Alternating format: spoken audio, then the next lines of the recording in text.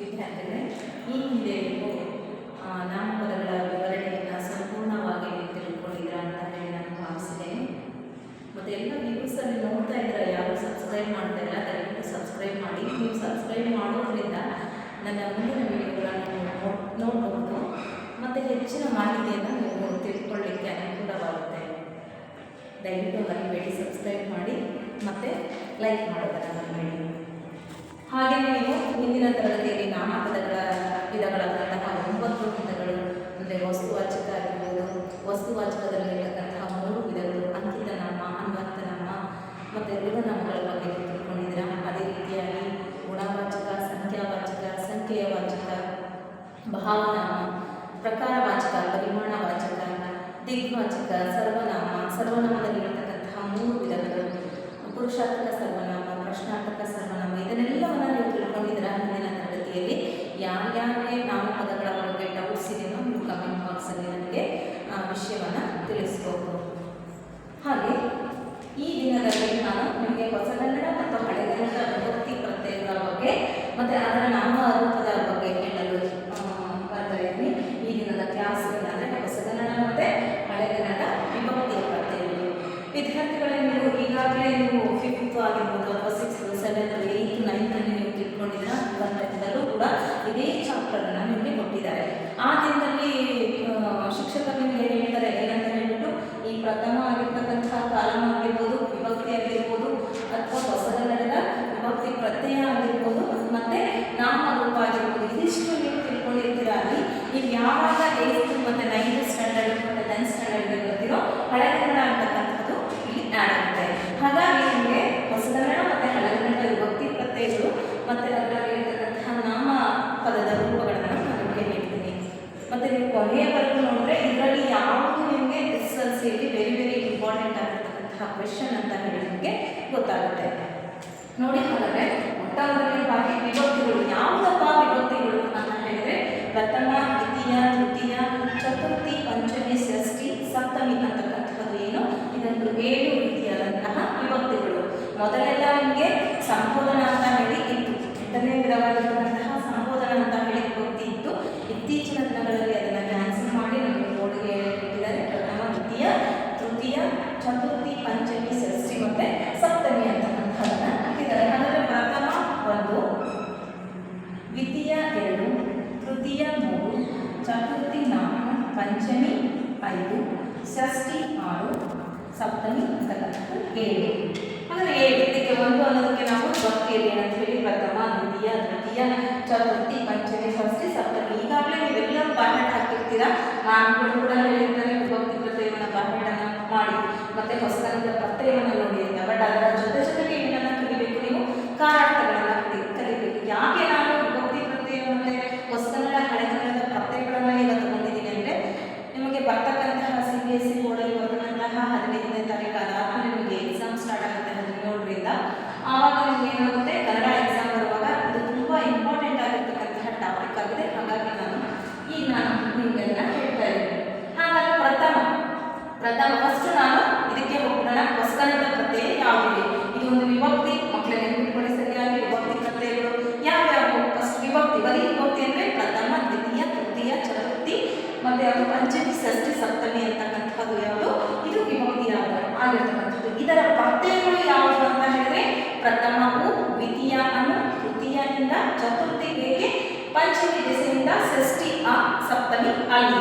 ಸಂಬೋಧನ ಈಗ ಅಂತ ಇತ್ತು, ನಾನು ಯಾವಾಗಲೇ ಹೇಳಿದೆ ಹಾಗೆ, ಅದು ಈಗ ಕ್ಯಾನ್ಸಲ್ ಆಗಿದೆ. ಹಾಗಾಗಿ ಪ್ರಥಮವು ದ್ವಿತೀಯ ಅನ್ನು, ತೃತೀಯದಿಂದ ಚತುರ್ಥಿಗೆ, ಪಂಚಮಿ ದೆಸೆಯಿಂದ ಷಷ್ಠಿ ಆ, ಸಪ್ತಮಿ ಅಲ್ಲಿ ಅಂತಕ್ಕಂಥದ್ದು ಯಾವುದು, ವಿಭಕ್ತಿ ಪ್ರತ್ಯಯಕ್ಕೆ ಇರ್ತಕ್ಕಂತಹ ಹೊಸಗನ್ನಡದ ಪ್ರತ್ಯಯಗಳು. ಇದು ಹೊಸಗನ್ನಡ. ಹಾಗಾದರೆ ಪ್ರಥಮ ಆಯಿತು, ಹೊಸಗನ್ನಡದ ಪ್ರಥಮದ ವಿಭಕ್ತಿ ಆಯಿತು, ಮತ್ತು ಹೊಸಗನ್ನಡದ ಪ್ರತ್ಯಯದ ನಾಮರೂಪಗಳು ಯಾವುದು. ಈ ನಾಮಪದ ಅಂತ ಬಂದಾಗ ಮಕ್ಕಳಿಗೆ ಯಾವ ಹೆಸರನ್ನ ಬೇಕಾದರೂ ತಗೋಬಹುದು. ವ್ಯಕ್ತಿ ಹೆಸರನ್ನ ಏನು ಬೇಕಾದ್ರೂ ನೀವು ಶಾಲೆಯನ್ನು ತಗೋಬಹುದು, ಮನೆ ಅಂತ ತಗೋಬಹುದು, ರಾಮ, ಸೀತೆ, ಭೀಮ, ಏನು ಬೇಕಾದ್ರೂ ನೀವು ಅದಕ್ಕೆ ಎಕ್ಸಾಂಪಲ್ಸನ್ನು ತಗೋಬಹುದು. ಅದನ್ನು ತಗೊಂಡ್ಬಿಟ್ಟು ಈ ಹೆಲ್ಪಿಗೋಸ್ಕರ ಯಾವುದು ವಿಭಕ್ತಿ ಪ್ರತ್ಯಯ ಅಂತಕ್ಕಂಥದ್ದು ಒಂದು ರೀತಿಯ ಹೆಲ್ಪಿಗೋಸ್ಕರ ಇದನ್ನು ತಗೊಂಡ್ಬಿಟ್ಟು ವರ್ಡ್ಸ್ನ ಏನು ಮಾಡಬೇಕು, ನೀವು ವಾಕ್ಯಗಳನ್ನು ಚೇಂಜ್ ಮಾಡಬೇಕು. ಹಾಗಾದರೆ ಏನು, ನಾರ್ಮಲ್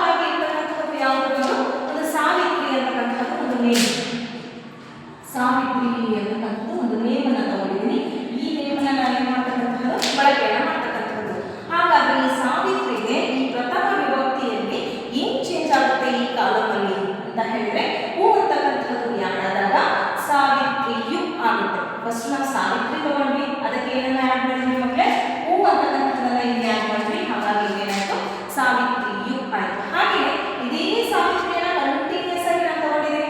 ಹಾಗಾದ್ರೆ ಏನು, ಸಾವಿತ್ರಿ ಎನ್ನು. ಯಾಕಂದ್ರೆ ಇಲ್ಲಿ ಅನ್ನು ಇದೆ, ಏನಾಗುತ್ತೆ ಈ ಕಾಲಮ್ ಅಲ್ಲಿ ಬಂದಾಗ ಸಾವಿತ್ರಿ ಎನ್ನು. ಮಾತನಾಡ್ತಕ್ಕಂತಹ ಭಾಷೆಯಲ್ಲಿ ನಾವು ಸಾವಿತ್ರಿ ಅನ್ನು ಅಂತ ಹೇಳಿ ಕರೀಲಿಕ್ಕೆ ಆಗೋದಿಲ್ಲ. ಯಾವುದೇ ರೀತಿಯ ಗ್ರಾಮರಲ್ಲಿ, ಯಾವುದೇ ರೀತಿಯ ವ್ಯಾಕರಣ ಭಾಗದಲ್ಲಿ ವಾಕ್ಯಗಳು ಸಂಪೂರ್ಣವಾಗಿ ಕರೆಕ್ಟ್ ಆಗಿರಬೇಕು, ತಪ್ಪಾಗಿ ತೋರಿಸೋ ಹಾಗಿಲ್ಲ. ಹಾಗಾಗಿ ಅನ್ನು ಅಂತಕ್ಕಂಥದ್ದು ಇಲ್ಲಿಗೆ ಬಂದಾಗ ನಾಮಪದದ ರೂಪ ಆಗಿ ಬದಲಾದಾಗ ಏನಾಗುತ್ತೆ, ಸಾವಿತ್ರಿಯನ್ನು ಆಗುತ್ತೆ. ಹಾಗಾದ್ರೆ ಥರ್ಡ್ ಒಂದು ತೃತೀಯ ಕಾಲಮ್ ಅಲ್ಲಿ ಏನಿದೆ, ಇಂದ ಇದೆ. ಹಾಗಾದ್ರೆ ಸಾವಿತ್ರಿ ಅಂತಕ್ಕಂಥದ್ದು ಏನಾಗುತ್ತೆ, ಚೇಂಜ್ ಆದಾಗ ಸಾವಿತ್ರಿಯಿಂದ ಅಂತ ಹೇಳಿ ಆಗುತ್ತೆ. ಮತ್ತೆ ಸಪ್ತಮಿ ಯಾವುದು ಚತುರ್ಥಿ ಅಂತಕ್ಕಂಥದ್ದು ಏನಾಗುತ್ತೆ, ಗೆ ಆರ್ ಕೆ. ಸಮ್ಟೈಮ್ಸ್ ನೀವು ಗೇನ ಉಪಯೋಗಿಸಬಹುದು, ಸಮ್ಟೈಮ್ಸ್ ಒಂದು ಕೇನ. ಇಲ್ಲಿ ಹೇಗೆ ನಾಮಪದ ಇರುತ್ತೋ ಹಾಗೆ ನೀವು ಅದನ್ನ ಚೇಂಜ್ ಮಾಡಬಹುದು. ಬೈ ಚಾನ್ಸ್ ಇಲ್ಲಿ ನೋಡಿ, ವ್ಯಕ್ತಿ ಹೆಸರಿದೆ, ಸಾವಿತ್ರಿ ಇದೆ, ಹಾಗಾಗಿ ನೀವು ಗೆ ಅನ್ನ ತಗೊಂಡಿದ್ರೆ ಏನಾಯ್ತು, ಚೇಂಜ್ ಆದಾಗ ನಾಮಪದದ ರೂಪದಲ್ಲಿ ಸಾವಿತ್ರಿಗೆ ಆಯ್ತು. ಬೈ ಚಾನ್ಸ್ ಇಲ್ಲಿ ಏನಾದ್ರು ಮರ ಅಂತ ಇದೆ, ನಾವು ಮರಗೆ ಅಂತ ಹೇಳಿ ಬರೆಯೋದು ಬರಲ್ಲ ನಮಗೆ, ಹಾಗಾಗಿ ಮರಕ್ಕೆ ಅಂತ ಹೇಳಿ ನಾವು ತಗೋಬೇಕಾಗುತ್ತೆ. ಹಾಗಾಗಿ ಈ ಎರಡು ವರ್ಡಲ್ಲಿ ನೀವು ನಾಮಪದಕ್ಕೆ ಯಾವುದು ಉಪಯೋಗ ಆಗುತ್ತೋ, ಇಲ್ಲಿ ಯಾವ ವರ್ಡ್ ಇದೆಯೋ ಅದಕ್ಕೆ ತಕ್ಕ ಹಾಗೆ ನೀವು ಬದಲಾವಣೆಯನ್ನು ಮಾಡ್ಕೋಬೇಕಾಗುತ್ತೆ. ಹಾಗಾದ್ರೆ ಸಾವಿತ್ರಿಗೆ. ನೆಕ್ಸ್ಟ್ ಬಂದು ಯಾವುದರಲ್ಲಿ, ಪಂಚಮಿ. ಪಂಚಮಿಯ ಹೆಲ್ಪಿಂಗ್ ವರ್ಬ್ಸ್ ಏನಿದೆ, ದೆಸೆಯಿಂದ ಇದೆ. ಹಾಗಾದ್ರೆ ಈ ದೆಸೆಯಿಂದ ಸಾವಿತ್ರಿ ಏನಾಗುತ್ತೆ, ಸಾವಿತ್ರಿಯ ದೆಸೆಯಿಂದ ಆಗುತ್ತೆ. ನೆಕ್ಸ್ಟ್ ಬಂದು ಯಾವುದಿದೆ, ಷಷ್ಠಿ. ಐದನೇ ಭಕ್ತಿ ಪ್ರತ್ಯಯ ಯಾವುದಿದೆ, ಹೆಲ್ಪಿಂಗ್ ವರ್ಬ್ಸ್ ಆ ಇದೆ. ಹಾಗಾಗಿ ಇಲ್ಲಿ ಈ ಕಾಲಮಲ್ಲಿ ನಾಮಪದದ ರೂಪ ಬದಲಾದಾಗ ಸಾವಿತ್ರಿಯ ಆಗುತ್ತೆ. ಮತ್ತೆ ಏನಿದೆ ಲಾಸ್ಟ್ ಅಲ್ಲಿ, ಸಪ್ತಮಿ ಇದೆ. ಸಪ್ತಮಿ ಯಾವುದು, ಅಲ್ಲಿ ಅಂತಕ್ಕಂಥದ್ದು. ಅಲ್ಲಿ ಯಾವುದಿದೆ, ಸಾವಿತ್ರಿ. ಇಲ್ಲಿ ಈ ಬದಲಾವಣೆ ಆದಾಗ ಈ ಪಟ್ಟಿಯಲ್ಲಿ ಈ ರೀತಿಯ ಪದ ಬಳಕೆ ಆಗುತ್ತೆ. ಹಾಗಾದ್ರೆ ಇಲ್ಲಿ ಮೂರು ರೀತಿಯಾದಂತಹದ್ದು ವೆರಿ ವೆರಿ ಇಂಪಾರ್ಟೆಂಟ್. ಇದು ಒಂದು ಪಾರ್ಟ್ ಅಲ್ಲಿ, ಇದು ಯಾವುದು, ಹೊಸಗನ್ನಡ ಆಗಿರ್ತಕ್ಕಂಥದ್ದು. ಈಗ ಇದನ್ನು ಸಾವಿತ್ರಿಯರು ಅಂತ ಹೇಳಿ ಬಹುವಚನ, ನಾನು ಬರೆದಿರ್ತಕ್ಕಂಥದ್ದು ಓನ್ಲಿ ಏಕವಚನ. ಬಹುವಚನ ರೂಪ ಸಾವಿತ್ರಿಯರು, ಸಾವಿತ್ರಿಯರನ್ನು, ಈ ರೀತಿಯಲ್ಲಿ ಪ್ಲೂರಲ್ ಮತ್ತೆ ಸಿಂಗುಲರ್ ಆಗಿ ಬದಲಾವಣೆ ಆಗುತ್ತೆ. ನಾನು ಸಿಂಗುಲರ್ ಆಗಿ ತಗೊಂಡಿದ್ದೀನಿ, ಪ್ಲೂರಲ್ ಕೂಡ ಅದೇ ರೀತಿಯಲ್ಲಿ ಬರುತ್ತೆ ಮಕ್ಕಳೇ. ಹಾಗಾದ್ರೆ ಪ್ರಥಮಕ್ಕೆ ಹೂ, ಪ್ರಥಮ. ನೀವು ಇದನ್ನು ಚೆನ್ನಾಗಿ ಮಾರ್ಕೆಟನ್ನು ನೋಡ್ಕೋಬೇಕು ಮಕ್ಕಳೇ. ಪ್ರಥಮ ಹೂ, ದ್ವಿತೀಯ ಅನ್ನು, ತೃತೀಯದಿಂದ ಚತುರ್ಥಿಗೆ, ಪಂಚಮಿ ದೆಸೆಯಿಂದ ಷಷ್ಠಿ ಆ, ಸಪ್ತಮಿ ಅಲ್ಲಿ ಅಂತಕ್ಕಂಥದ್ದನ್ನ ನೀವು ಮನದಟ್ಟನ್ನ ಮಾಡ್ಕೋಬೇಕು. ಆಗ ಈ ಕಾಲಮ್ ಈಸಿ ಆಗುತ್ತೆ. ಯಾರು ನಿಮಗೆ SSLC ಬೋರ್ಡ್ ಎಕ್ಸಾಮ್ ಅಲ್ಲಿ ಬಂದ್ಬಿಟ್ಟು ಈ ಕಾಲಮ್ ಅನ್ನ ಬರೀರಿ ಅಂತ ಹೇಳಿ ಕೊಡೋದಿಲ್ಲ. ಇದೆಲ್ಲ ಇರ್ತಕ್ಕಂಥದ್ದು 6th 7th 8th ವರ್ಗು ಮಾತ್ರ. ಮತ್ತೆ ನಾವು 9th 10th ಬಂದಾಗ ಇಲ್ಲಿರ್ತಕ್ಕಂತಹ ಇದರಲ್ಲಿ ಯಾವ ರೀತಿ ಪ್ರಶ್ನೆಗಳನ್ನ ಕೇಳ್ತಾರೆ ಅನ್ನೋದನ್ನ ನಾನು ವಿಡಿಯೋದ ಲಾಸ್ಟ್ ಅಲ್ಲಿ ನಿಮಗೆ ಹೇಳ್ಕೊಡ್ತೀನಿ. ವಿಡಿಯೋ ಸಂಪೂರ್ಣವಾಗಿ ಆಗುವವರೆಗೂ ನೀವು ಕೇಳಿಸ್ಕೊಳ್ಳಿ. ಮತ್ತೆ ಒಂದು ಇದರ ಪಾಠ, ಹೊಸಗನ್ನಡದ ಪಾಠ ಮುಗಿಯುವಾಗ ಹೇಗೆ ನಾವು ಪ್ರಥಮ 1, ದ್ವಿತೀಯ 2, ತೃತೀಯ 3, ಚತುರ್ಥಿ 4, ಪಂಚಮಿ 5, ಷಷ್ಠಿ 6, ಸಪ್ತಮಿ 7 ಅಂತ ಹೇಳಿದ್ವು, ಹಾಗೆ ಕಾರಾರ್ಥದಲ್ಲಿ ಇದು ಕಾರಾರ್ಥ. ಈ ಕಾರಾರ್ಥದಲ್ಲಿ ಇದು ಅರ್ಥಗಳು, ಇದರ ಅರ್ಥಗಳು ಏನಂತ ಹೇಳುತ್ತೆ ಕಾರಾರ್ಥದಲ್ಲಿ, ಕರ್ತರ್ಥ, ಕರ್ಮಾರ್ಥ, ಕರ್ಮಾರ್ಥ, ಸಾಂಪ್ರದಾನ, ಅಪದಾನ, ಸಂಬಂಧ, ಅಧಿಕರಣ ಅಂತ ಹೇಳುತ್ತೆ. ಅದರಲ್ಲಿ ಹೇಗೆ ಪ್ರಥಮ, ದ್ವಿತೀಯ, ತೃತೀಯ, ಚತುರ್ಥಿ, ಷಷ್ಠಿ, ಸಪ್ತಮಿ ಅಂತ ಹೀಗೆ ಹೇಳುವ ಹಾಗೆ ಇದರಲ್ಲಿ ಏನು ಹೇಳ್ತಾ ಹೇಳುತ್ತೆ ಹಳೆಗನ್ನಡದಲ್ಲಿ, ಕರ್ತರ್ಥ, ಕರ್ಮಾರ್ಥ, ಕರ್ಮಾರ್ಥ, ಸಾಂಪ್ರದಾನ, ಅಪದಾನ, ಸಂಬಂಧ, ಅಧಿಕರಣ ಅಂತ ಹೇಳಿ ಹೀಗೆ ಹೇಳುತ್ತೆ. ಹಾಗಾದ್ರೆ ಇಲ್ಲಿರ್ತಕ್ಕಂಥ ಹೆಲ್ಪಿಂಗ್ ವರ್ಬ್ಸ್ ಏನಾಗುತ್ತೆ ಅನ್ನೋದನ್ನ ನಾವು ನೋಡೋದಾದ್ರೆ ಮಕ್ಕಳೇ, ಇಲ್ಲಿ ಕರ್ತರ್ಥಕ್ಕೆ ಇದೆ ಮ ಅಂತಕ್ಕಂಥದ್ದಿದೆ. ಈಗ ಪ್ರಥಮಕ್ಕೆ ಹೂ ಅಂತಕ್ಕಂಥದ್ದು ಹೇಗೆ ಹೆಲ್ಪಿಂಗ್ ವರ್ಬ್ಸ್ ಬಂತೋ ಹಾಗೆ ಕರ್ತರ್ಥಕ್ಕೆ ಏನಿದೆ ಮ ಅಂತಕ್ಕಂತಹ ಹೆಲ್ಪಿಂಗ್ ವರ್ಬ್ಸ್ ಇದೆ. ಕರ್ಮಾರ್ಥಕ್ಕೆ ಏನಿದೆ ಅಮ್ ಅಂತಕ್ಕಂತಹ ಹೆಲ್ಪಿಂಗ್ ವರ್ಬ್ಸ್ ಇದೆ.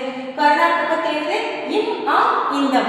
ನಾನು ಹೀಗೆ ತೋರಿಸ್ಕೊಟ್ಟ ಹಾಗೆ ಈ ಪದ ಬಳಕೆಯಲ್ಲಿ ಮಾಡುವಾಗ ಹೇಗೆ ಬೇಕಾದರೂ ವರ್ಡ್ಸ್ ಅನ್ನ ಚೇಂಜ್ ಆಗಿ ಮಾಡ್ಕೋಬಹುದು. ಹಾಗಾಗಿ ಎರಡು ರೀತಿಯಲ್ಲಿ ಇದೆ. ಹಾಗಾಗಿ ಇಲ್ಲಿ ಅಂತ ನಾನು ಕೊಟ್ಟಿದ್ದೀನಿ, ಇಮ್ಮ ಇಂದಂ ಅಂತ ಹೇಳಿ ತಗೋಬಹುದು. ನೆಕ್ಸ್ಟ್ ಒಂದು ಸಾಂಪ್ರದಾನ. ಸಾಂಪ್ರದಾನಕ್ಕೆ ಏನು, ಗೆ ಆರ್ ಕೆ. ಇಲ್ಲಿ ತಗೊಂಡಿರೋ ಹಾಗೆ ಸೇಮ್ ಇದೆ.